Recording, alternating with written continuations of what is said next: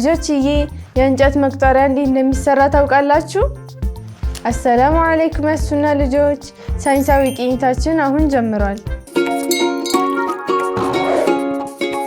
ልጆችዬ እነዚህ ለስላሳና ድቡልቡል የእንጨት መቁጠሪያዎች እንዴት እንደሚሰሩ አስባችሁ ታውቃላችሁ? ሲታዩ በጣም ቀላል ይመስላሉ።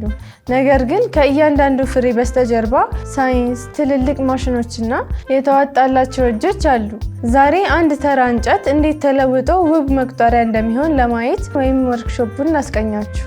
ተስቢህን ለመስራት መጀመሪያ ላይ እንጨቱን መምረጥ አለብን። ሁሉም ነገር የሚጀምረው ትክክለኛውን እንጨት በመምረጥ ነው። ማንኛውም እንጨት ለመቁጠሪያ አይሆንም። ባለሙያዎቹ ጠንካራና ውብ መልክ ያላቸውን እንጨቶች ይመርጣሉ። ለምሳሌ የጽድ እንጨት፣ የዝግባ እንጨትና የወይራ እንጨት። ለምን እነዚህ ተመረጡ?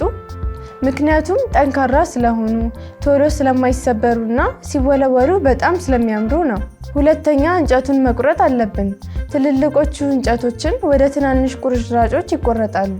እነዚህ ትናንሽ ቁርጥራጮች የነገው መቁጠሪያ ናቸው። በዚህ ደረጃ ገና ያልተስተካከሉና ሸካራ ናቸው። ቀጥሎም ወደ ድቡልቡል ቅርጽ መቀየር አለብን። አሁን ደግሞ የሚገርመው የማሽን ስራ መጣ። እንጨቱን ጠፍጣፋ ተደርጎ ከተቆረጠ በኋላ በድሪሊንግ ማሽን ክብ ቅርጽ እንዲኖረውና የክቡን መሃል ቅድ እየበሳ እንጨቱን ይቆርጣል። ምስሉ ላይ እንደምታዩት ብዙ ክቦችን በአንድ ትንሽዬ ጣውላ ይሰራሉ። ቀጥሎም ማለስለስና መወልወል፣ ግን አሁንም ሸካራ ናቸው። ስለዚህ ጨሌዎቹ እንዲለሰልሱ ይደረጋል። ጨሌዎቹ በሚሽከረከር ማሽን ውስጥ ገብተው እርስ በርሳቸው እንዲፋተጉ ይደረጋል። ፍሪክሽን ማለት ሁለት ነገሮች እርስ በርሳቸው ሲላተሙና ሲፋተጉ የሚፈጠር ኃይል ነው። በዚህ ግጭት ምክንያት ፍሬዎቹ ድቡልቡል፣ ለስላሳ፣ የሚያብረቀርቁና ለመያዝ የሚመቹ ይሆናሉ። ቀጣይም በክር መገመድ። አሁን ፍሬዎቹን በጠንካራ ክር ውስጥ እንሰካቸዋለን። አብዛኛው መቁጠሪያ 33 ወይም 99 ፍሬዎች ይኖሩታል። ዚክር ስንል ፍሬዎቹ በክሩ ላይ በቀላሉ እንዲንሸራተቱ ተደርገው በስርዓት ይደረደራሉ። ቀጥሎም ኩታውን መጨመር ወይም ይህኛውን ጌጥ መጨመር። በመጨረሻም መቁጠሪያው እንዳይበተንና እንዲያምር መጨረሻ ላይ ውብ የሆነ ኩታ ወይም እጀታ ይደረግለታል።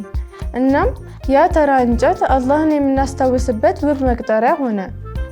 ልጆችዬ በዚህ ስራ ውስጥ ስንት አይነት ሳይንስ እንዳለ አስተውላችኋል?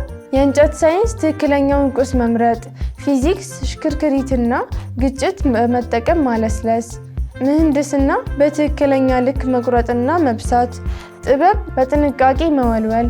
እያንዳንዱ ፍሬ እኩል መሆን አለበት። እያንዳንዱ ቀዳዳ መሃል ላይ መሆን አለበት።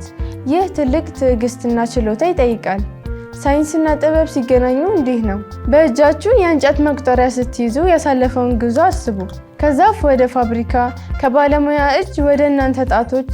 እያንዳንዱ ፍሬ ትልቅ ድካም፣ ጥበብና ዓላማ አለው። አሁን ደግሞ እናንተ አላህን እንድታስታውሱበት ይረዳችኋል። ልጆችዬ ለዛሬ ያዘጋጀሁላችሁ ፕሮግራም ይህን ይመስል ነበር። በቀጣይ ስለመማወቅ እንደምትፈልጉ በቴሌግራም ገጻችን ቴክስት አድርጉልን። እኛም መረጃዎችን አሰባስበን ወደ እናንተ እናደርሳለን። ቻው ቻው ያሱና ልጆች።